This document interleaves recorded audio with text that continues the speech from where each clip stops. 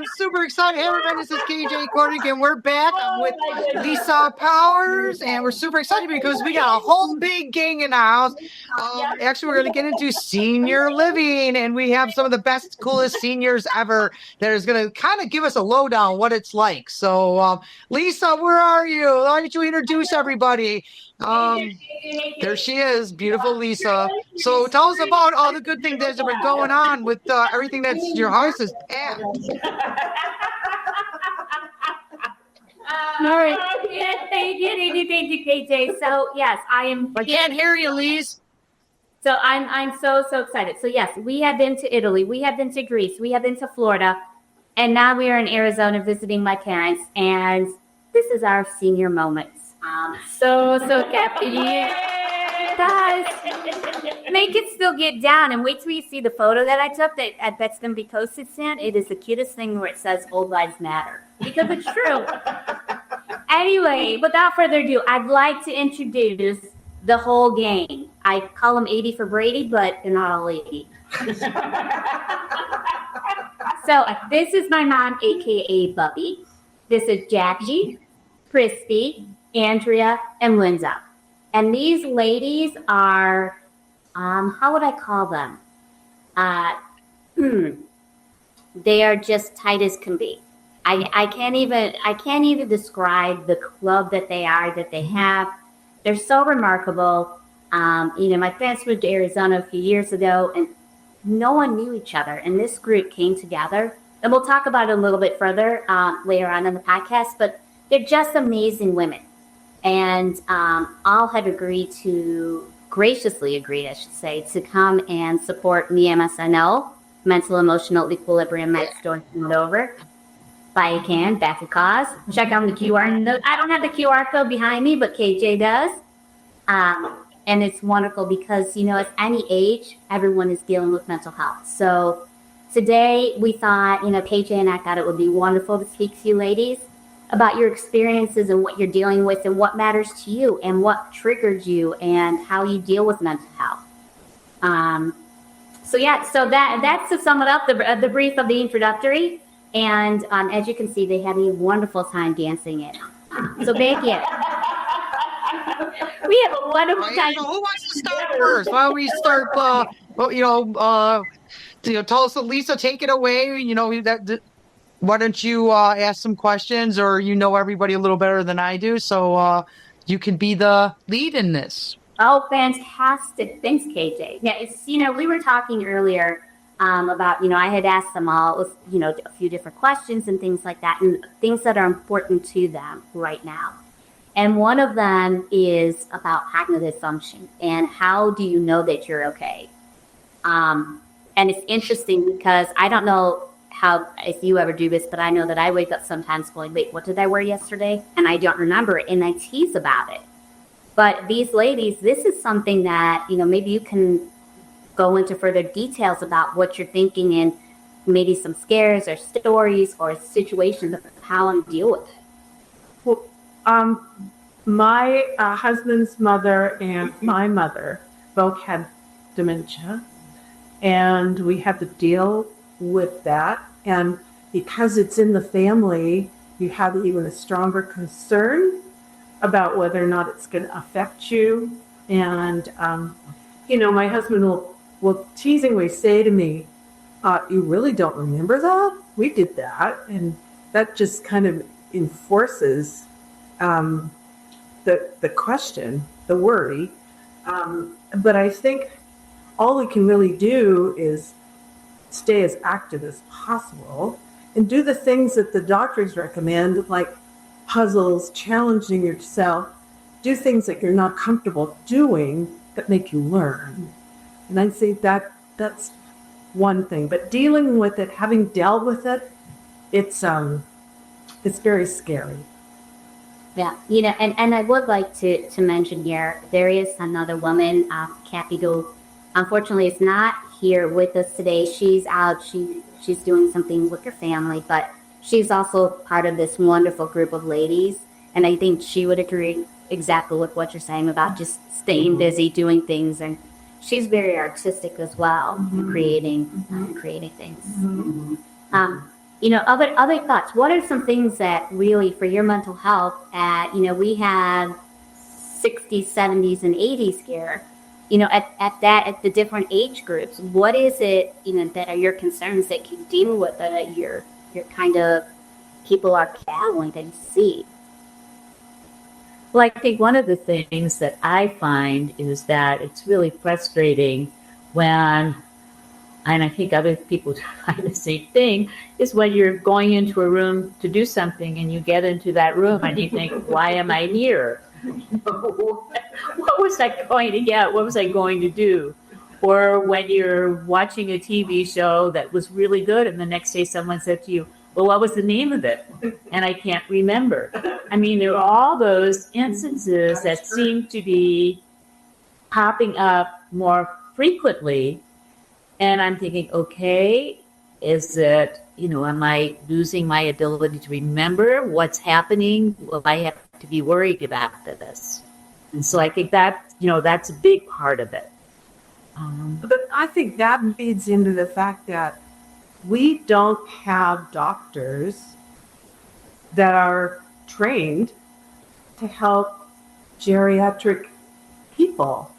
And so it's not like we can go to somebody and ask for that because they don't know. I mean, Right. there just aren't enough doctors that know how to be with people, Right.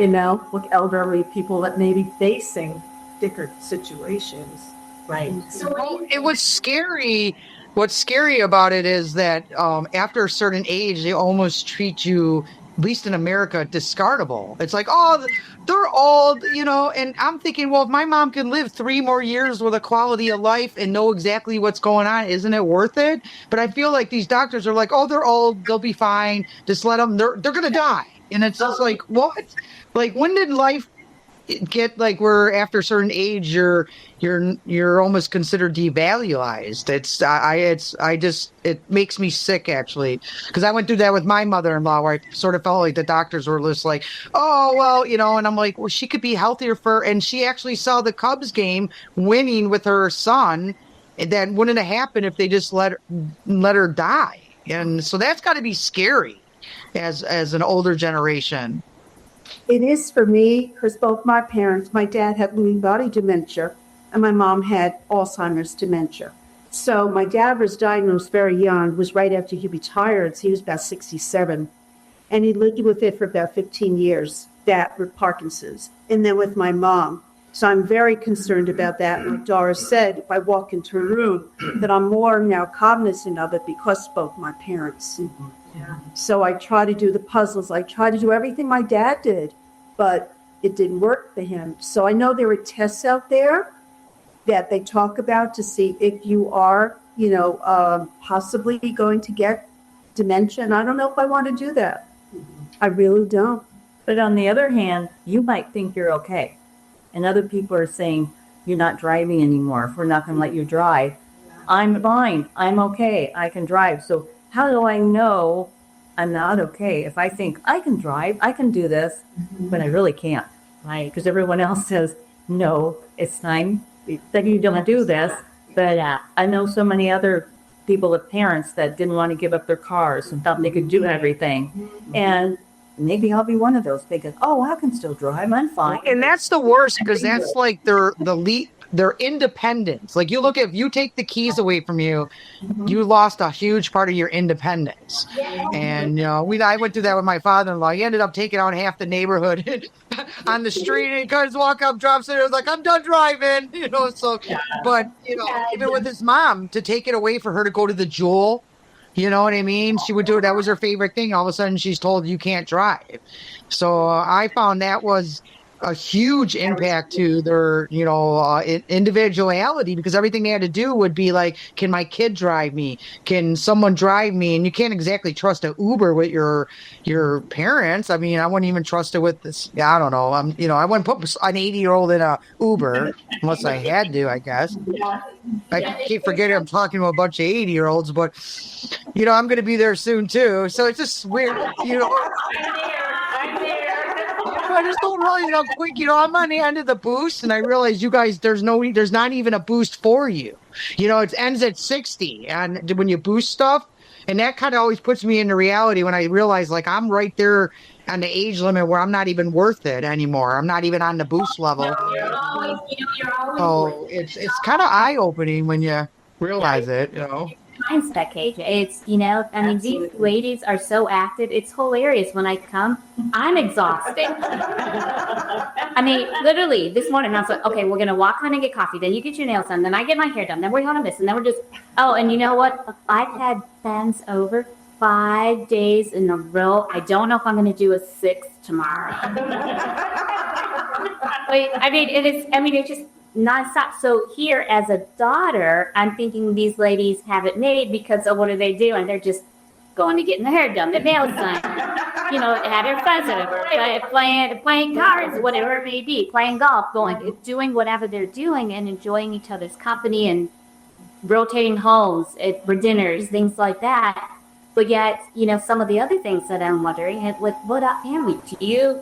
Because I worry about my kids, and they're out of the house. I think we all do. No matter how old we are or our kids are, we always worry about our children, our grandchildren, what's happening in their lives. Yeah. Does it get easier with the grandkids? Or do you worry more? I think you do worry more. I think we worry. Well, it's a different worry. The world is more different. Now, do you worry about being a burden? Some like my mom, she won't tell me a lot because I don't want you to worry. I don't want to burden you. And I'm like, Mom, I get more worried when I don't know what's going on. So do you guys hide stuff from your kids sometimes, or maybe not tell them how much you're struggling because you don't want them to worry? Yes, Honest, your daughter. I do. Okay. Yes, we definitely do. Yes, we did. I mean, my husband was in the hospital, and we decided not to let our kids know. Not because we didn't want them to know, but we wanted to find out exactly what was going on and get the diagnosis and everything else before we would tell them. And when we did tell them, they said, well, why didn't you call us right away? We would have come out there. And we said, no, that's not what we wanted. So yes, we try not to, or we are really selective in what we do tell them when it comes to health issues. But in other issues, I think we can talk pretty frankly with them. Do you ever have where, like, my sister was upset with something went down in my family where she wasn't the first one to know?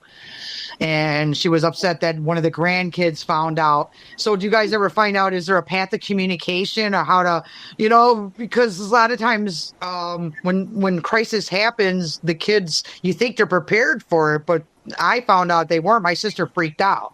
And so we came up with a whole plan of how to notify and keep them chained of what's going on with Mom.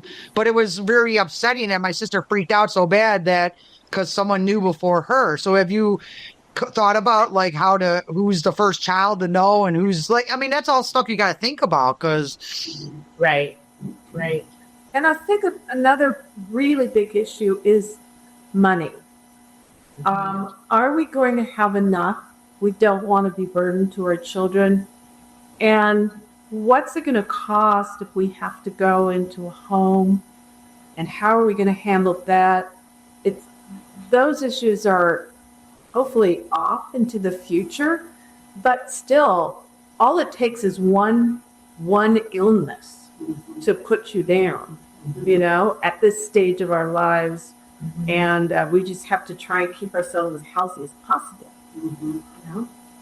Well, even like COVID, you were the age group that was most affected. Exactly. And that had to be really scary. I mean, I was scared, and I was like, my mom, don't go anywhere near a hospital because I was afraid they were going to throw her in, and boom, it was.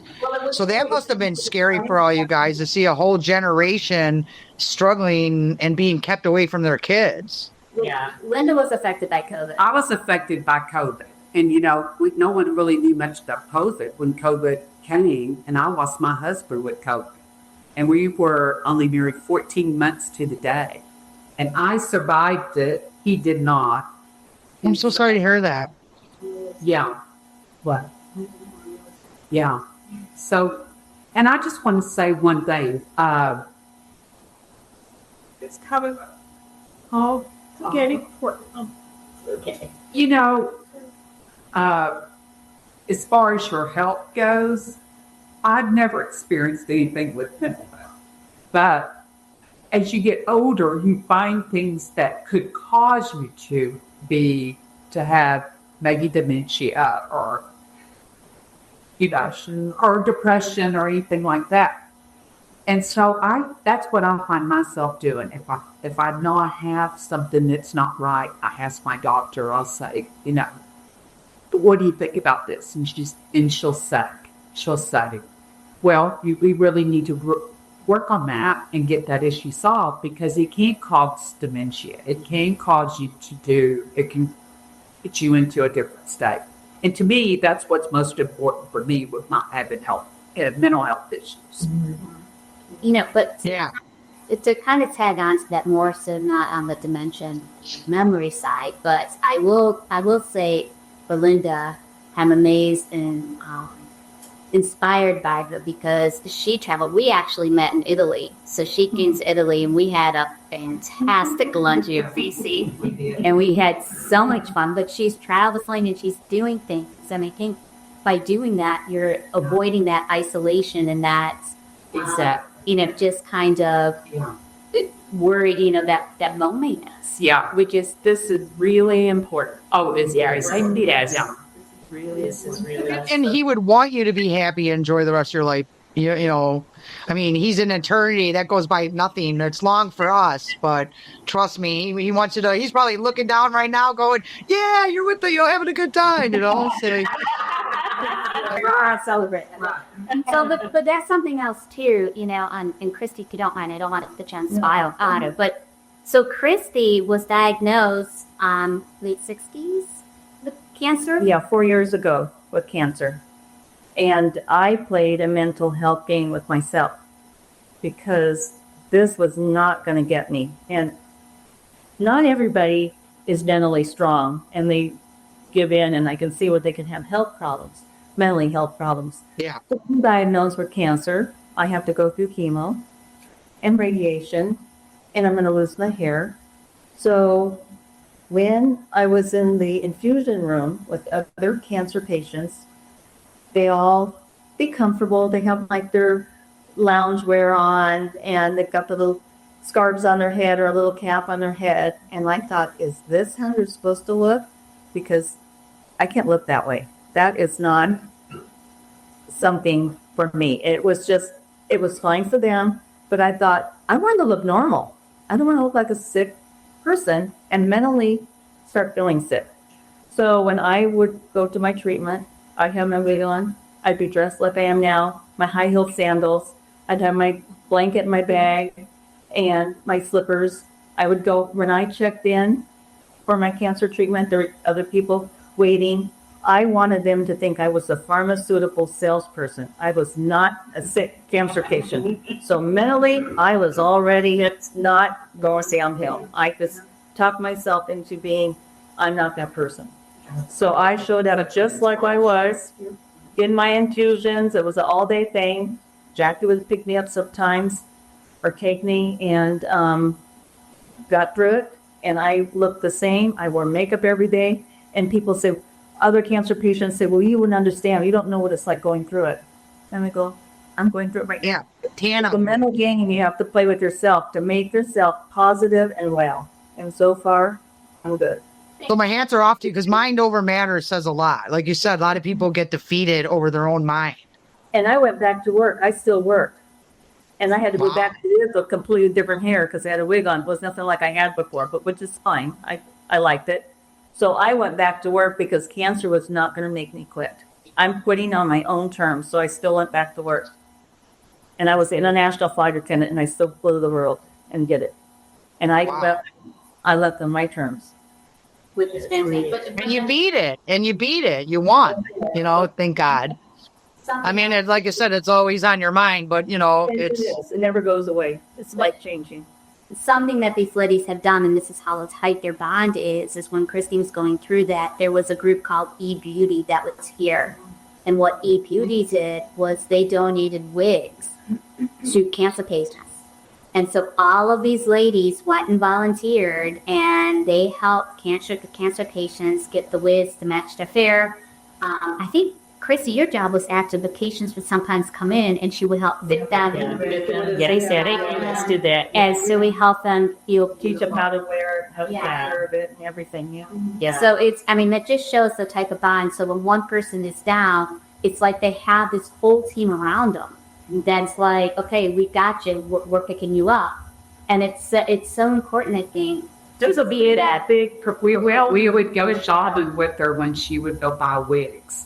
Oh, yeah. And I thought I'd never wear a wig, but I did. I got 2 wigs, and I wore them for that whole year, off and on. I did have Dolly Parton wigs. She always had the best wigs, man. Let's face it. And then as they got more natural, you couldn't even tell the difference. I'd be just like her. I mean, because even in media, sometimes I wish I could just throw my hair up and throw a Hannah Montana wig on, Can we take a side note, a time out here real quick, because I do want to tell you ladies something about KJ, and I hope you keep this in because it's so important. KJ was just awarded Social Media Person of the Year. Thank you. Yeah, I'm excited about that.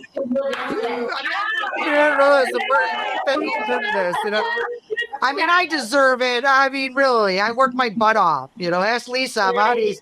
Basically, on my bed networking. I'm like, I'm on bed networking. She's like, Zooms again. I'm on bed networking. What are you doing? I'm still on the same spot networking. Next day, I'm in the same spot networking. You're in your office? Yeah, I'm in my office. I'm on my bed. Yeah. I accomplish more from my bedroom than most people do in a day, Yeah, it's fine. But I did want to make a note of that because AJ. That was sweet of you. Thank you, Lisa. She's so stinking humble, but the amount of people that she reaches and talks to with all the different things that she does. So the fact that, she's helping with the MSNO, QR code, please. Gotta read the QR code. Yeah. There's my arm. Oh, there's my arm. But I feel lucky. I mean, Lisa and I have been friends since 7th grade. And I mean, how many people could say they've had lifelong friends, 40 some years later? I mean, and look at what we're doing. And Lisa's always knew I was a little quirky and just loved me for me. And, and that's one thing I love about her. She just loves people for who they are. He doesn't put any mental, games on people. She's just, who she says she is and loves you for who you are, even with your quirks or not, And she's making a difference in the world, that's for sure. And so are you. That's right. We're a rocking team. You are. Yes. That's right. We MSNO. See, I don't even like lemon, and I like this. This whole time I've been like, lemon! And I was telling you, I don't even like lemon, and I'll be honest, this is really good. For someone that doesn't like lemon, I'm beginning to like lemon, and that's no joke. What did you think? So, come on, we're talking that for a while. No, but seriously, if there's anybody who's watching that would like to share their story, please, the QR code, www.nee-msno, there is a tab that says share your story. We would love to hear your story. We'd love to talk about it. We'd love to come to you and talk. There's a couple people who have reached out, and it's incredible to help this to create a dynamic where we can normalize talking mental health. That is so important. Yeah. There's another question that I'm going to ask. It's more personal for me, and I don't know. And bless my mom, bless her heart. She and my dad have been married for 60 years, going on 61. I know, that's so great.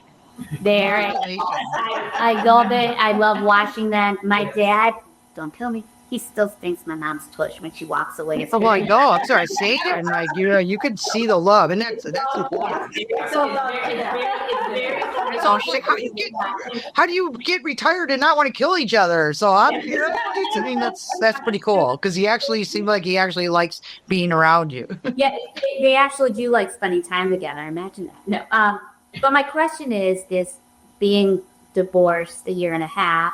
At some point, maybe I would think about getting married. right now, not. But Mm-hmm. but what is are any of you like on second marriages, and what's that like? How is that as as the second time, third time, whatever it may be? What is that like? Well, I'm a widow, so I probably am not interested to get married again, especially at 70 years old. So, but there's a lot of people I know that are. So in my case, I'm just going to live life to the fullest because you never know what tomorrow brings. And I'm on a second marriage. I can say that the first one was good from the standpoint that it brought me an amazing child. But I was far too young to get married. Got married at 19. Yeah, and I stayed married for 21 years. But my second husband, he and I are both on second marriages, and we learned a lot. And I think we treat each other with much more respect. And we've been married now for 33 years, so it's gonna stick. Yeah. Like you said, you can't afford to get a divorce. I'm going to take the dog.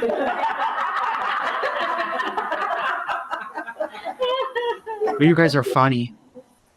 I'm on my second marriage as well. I got married first time at 23, was married for 15 years, single for a while, and my husband and I grew up together, went to high school together, but didn't connect until we were like 40. And now we're married, and been married about 30 years, and we have a wonderful relationship, similar to what Anthea said, that you respect each other the second time around. It's just different. You're mature, and you've already raised your kids, and so now it's just more about you. Well, life is good. If something should happen to him and he goes first, I would never get married again either. I'm perfectly capable of taking care of myself, and I would live life to the fullest. Around the world with Linda. Yeah, with Linda. But I would need to get married again at this age. But Do you think loneliness affects your age group a lot? No, because you're widows or divorced and you're at, might not want to go date. Does loneliness, or do you guys hanging together kind of helps? Always. What? Well, the holidays for me, my children kind of do your own thing. And they're in Texas, and now I'm here now in Arizona. So I just try to do things that I want to do and enjoy. And I spend time with them when it's a good time for them. And then plus two, living where I live with all these friends, there's always a place to go if I needed to go. Yeah. Always make sure we're not alone. Isn't it warm all year round there too, kind of? Yes. I feel like warm. I mean, I feel like even at my age, look, I'm kind of so over cold. Like I'd rather be on the beach any day versus this cold now. I know I'm becoming quite the wuss in this weather. I know. Well, how much snow do you have it? Because I left and it was like 10 or 12 inches. Oh my goodness. Yeah. It's 75 here today. Yeah, see, I'm going. My husband's like, let's go snowmobile. I'm like, I'm just so over the cold. Okay, I just want to lay on the beach. I'm just want to lay on a beach. I don't care about bull sharks. Let them eat my leg. It's just warm. But I feel cold makes me depressed. It messes my mental. It makes me want to wrap up in a blanket like a burrito and just heat myself and cook myself till the warm weather warms up. You actually get out of bed? So, pardon me? Would you actually get out of bed to go to the beach? Yeah, I just get up, take a shower, and run right back in. I'm like, okay, at least I'm clean. I got my scumbag level. I can only push it so far before I'm like, okay. All right. For others that are maybe not as fortunate or as blessed as you to have a good group of friends, friends within your age group. Guys, tell me, what advice would you have for others? What would you say to your peers? I think they need to fund the community that offers things like we have, and if we didn't live here, we wouldn't know each other. So this is a community of seniors that lived their life, raised their kids, and now they want to make the best out of their older years like us. And it's to find a community. There's so many activities. If you go somewhere where there's so many activities, there's going to be something that you can participate on and meet like-minded friends. I think staying active with other people is just way up there in terms of key to maintaining a good outlook. Right.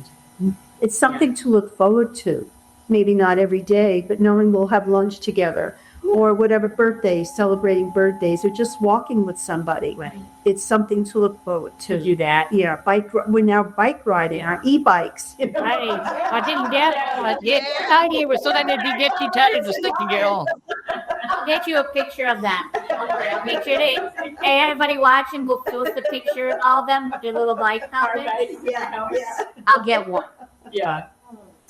For me, it's also volunteering. It's something I've always wanted to do because I raised the kids, all that growing up back east and the cold and everything. But when I met Christy, she brought me to the hospital and I met the man in charge of volunteering. I'm thinking, this is a no-brainer. I've got the time to do this. My sister has cancer. I've lost, quite a few people and, helping my friend here. And now I volunteer. And that City of Hope. it's the City of Hope. Yeah. So I look forward to that, to help them as well. So we just. What is that with your kids? I can speak on behalf of your kids when they're going through things. How does that affect you? Because, going through, there was a lot, and not too long ago, it was a couple years ago, I was here, and I was on a walk with my mom, and I was in a very, very low spot, and I've spoken about this before. And, she just looked at me and said, you're going to be okay. They're going to get through this. And I just snapped, and I said, you don't know. You don't know what's going on with me. You don't know what's in my head. You don't know what the things I'm dealing with. How can you say that I'm going to be okay? And then, of course, I felt bad because anyone who knows my mom knows she's the sweetest thing ever. And how dare I yell at her like that? I know, how dare I yell at her. So I apologize to her. He says, well, if you can't talk to me like that, who can you talk to? But look, so how does that, when your kids are going through and they're experiencing that, how does that affect you?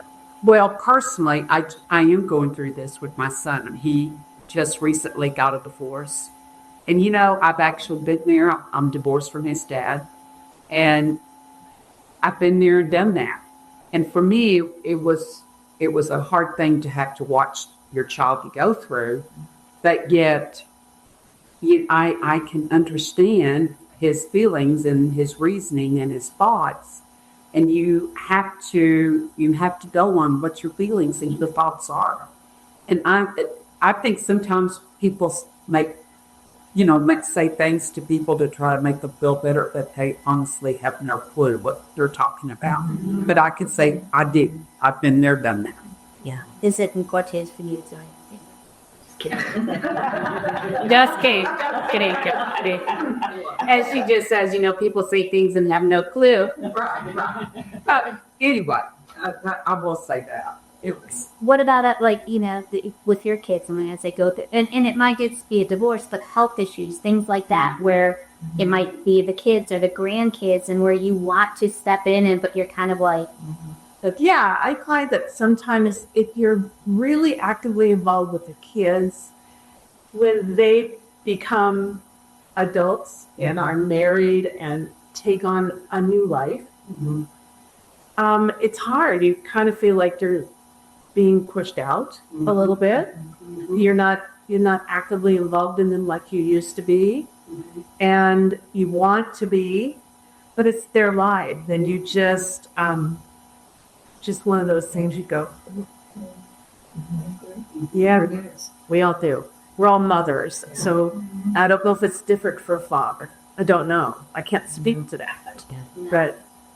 And I think what we try to do too is I know with just speaking from our personal experience, we try to just listen and try to hear what our kids are saying. Yes. And then lots of times after we speak to them, Mark and I will say, well, if I were doing this, I would do that, or I would whatever.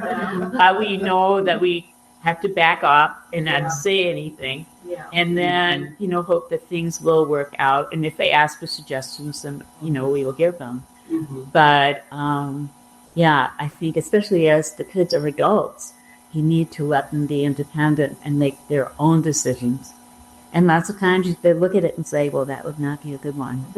But no, That stress and anxiety, like what you said is key. You listen and fear. Right. Well, a lot of people don't do that, but does that cause extra stress and anxiety?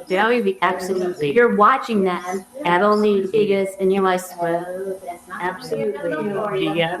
And until they get through it and you get through all these bumps in the road, yes, then you're always anxious about it. fear. Yeah. And how do you cope with that? What are your coping skills that you use when you feel that? Because you want to give your kids that space, but yet every inch beside your thumbs is like so wrong. How do you? But that happens all along their life because too many parents don't let their kids fail. True. And when they're little, you have to let them make a bad decision. And you're there to pick them up, and that helps. And if you don't let them fail, then they have an unrealistic expectation of life. Yep. So, I think it's maybe harder as an adult because the repercussions could be more extreme than just them as a child with maybe a baseball game or a soccer game or something that's an adult. It can be pretty devastating, but I still think we just have to step back. And it's hard. It's really, really, really hard. Once again, when you do step back and you do turn to each other, like how do you deal with those stresses? Because there are certain things where with my kids, and I have to step back and I'm like, I call KJ, I'm like, you're not going to believe shit that just happened. And she's like, what's going on? Right? I mean, how many calls have you gotten those from me on KJ? Quite a few. But I just say, no, I called you, secretly. But let's use We talk to each other and we pop a ball of champagne. Right. Yeah. Prosecco. So before we sign off, why don't you each give one advice to somebody, advice to your younger self? Oh, I like that. Our younger self. Give advice to young people before we sign off to what? Okay. Some advice you give me. I would say I could start. I wish when I was younger that I knew what my life would be like as it is now, and the friendships that I formed here and how important they have become. Oh, gosh, I think Aw. The teachers. Been the best. That's been the best. I'll drink to that. Yes. Yes. Me water. Right. All right. So for my younger self, I would tell myself to always respect my parents and appreciate every single moment, because there's times when you're just like, yeah, I'll get back to yeah. And you don't realize what that next moment brings. And these ladies, as I said earlier, like Edie for Brady, they are hilarious. These ladies, I mean, they dress up. They did this one event where they went to, they had to pick a button outfit that had to be under X amount of dollars for a street. I mean, they are goodwill hunting. They do bring these. They do their butt plus. They do all of these incredible things that just to keep each other's spirits up, to help one another. They try things. Look, they came around to help support me on SNL. But you know what? What's our next work labors? Tell us what you think. I didn't have to ask. I did favors. So what? I would do I'd love raspberry. Raspberry. Okay. I would go away from citrus because you have a citrus and do another flavor. A raspberry. Let's go cranberry. Cranberry. That would be good. Yes. I like that. I'm black cherry. Like your dad said black cherry. Did your dad say black cherry? I love your dad. That sounds good. All right, we will come. So, all right. So I think we're almost ready for our end of podcast dance. But thank you, ladies. So once again, we have Linda, Andrea, Jackie, Chrissy, and Mom Bobby, aka Four Doors. And please click on the QR code. Although I'm pointing, yeah, there you go. Click on how does it? Come talk to me. NEE, NSNO. Come see us. Come talk to us. Place your orders. 100% goes to mental health programs. 100%. We're all volunteering. So love to hear from you. Love to see you. Come talk. Thank you, everybody. And once again,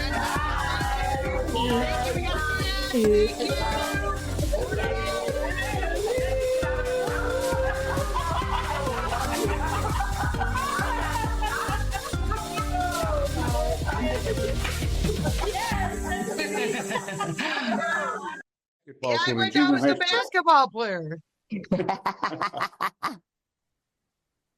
Yeah, that's right. I was the You were one who basketball told player, Lisa the about wild Zahn child. defense. Pardon me? You tell Lisa all about the Zahn defense. Zone defense. That The I call it zone. zone. When Lisa first started playing basketball. Yep, the zone Look at defense. this new thing. It's called the Zahn The defense. zone defense. Yeah, right? The So zombie this is defense. my poppy. Well, it's This nice is to Dad. see you, guy. I haven't seen you in 30, 40 years. It's been forever. I remember you from back in the, when we were just little punks. I'm much better looking now. Much better He looking, is. right? So what have you I been didn't, doing I in didn't your have hair then retirement? either. How do you like being retired? I love it. I love it. Is it- It's great. Down, we live in a what would- great area. We have great friends and neighbors, and it's terrific. So there's always something to do. As long as you have something to do, it's fine. As a man, how do you keep your mental health? How do you keep everyone their mental health happy? You know, There you are. as long as you keep busy, that's really the most important thing is just keeping busy. And if you And do moving, that, I then heard. everything else works. If it works out, that I say to people, if it works out, that your job, you like your job and what you're doing and what your career is, and keep going and don't retire. So do you if walk? it's How not do you stay working- busy? How do you Sorry? stay busy? Do you walk? Do you exercise? I'm just curious. Exercising, there's always something going on. Here, come over here so you can hear him better. No, perfect. Yeah, sorry. Getting my dad to come over here so you can hear him better. Let me sit down. Yeah. You know what? We always Come have on, something Dad, going. sit We, al- down. we We gotta always, get- we always have something going on. So, whether it's friends or whatever, we're doing something all the time. I bought an electric bike, so I'm riding. That keeps me busy. I ride or do exercise a couple hours a day, and you have that, and you have your social life, and it keeps you busy. And other people have their other hobbies that they do, so that's great. You can read. It's fabulous. In the area we live in, it's fantastic. It's like Yeah, being I at a guess that resort. helps too, having a lot of area you live in you like, you know what I mean? So do you Mhm. live in like a area that has activities, or do you come up with your own activities? Both. I mean, we have, we do have the activities here, but we come up with our own. We have. How many miles are you riding this week? Is I try to ride about 50 miles a week, that crazy? And how old are you? Oh, that's crazy. but that's an electric bike, so it doesn't really count like a regular bicycle. And you're 81? 82. He's 82. Well, see, I took a year off, but he's 82 and he's riding 50 miles a week. It's Wow. It's awesome. And he's supporting me, MSNO.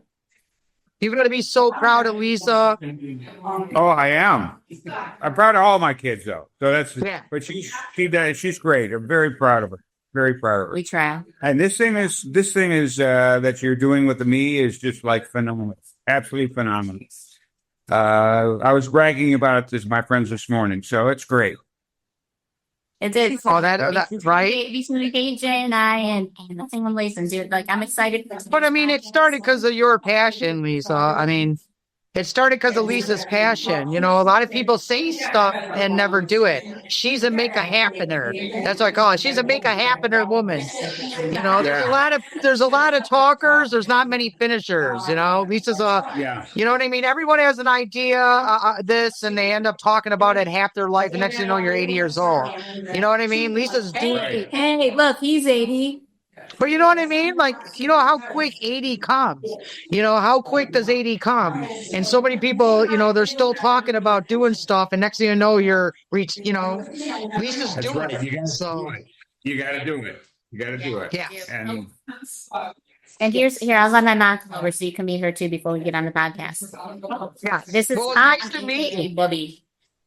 nice seeing you again. Yes, it's definitely a God. It's been forever. I remember. I totally remember you guys and stuff. You know, through the years. Hello. Oh, that's a great family picture. Yes. But as a married couple, is it hard to, like, you know, how do you guys be retired and you're always together? Well, we kind of do other things. I don't know. Plus, we enjoy, we do not You know, we worked together for a lot of years. So So, Okay, so she has a little. So basically, you guys have your own hobbies, but then you share together and you have a happy medium. Wait, we didn't hear you. I'm sorry. It's kind of loud. So is it like a happy medium where you guys have your time together, but you give each other time for your own hobbies? That you basically keep an egg in a basket. Yeah, my mom always says you got to keep one egg in the basket and not lose yourself, or you won't. Well, yeah. We worked together for years, and we were in sales, so we would drive. And say we would be driving from Chicago to Minneapolis, which is like a 6-7 hour ride. We would probably say 2 or 3 words to each other during that ride. The rest of the time, I was lost and thought listening to radio. She'd be reading magazines. So we're together, but we're not together. You know what I'm saying? So you basically found your happy medium. You found a happy medium where, and obviously you love each other, and that's the most important thing.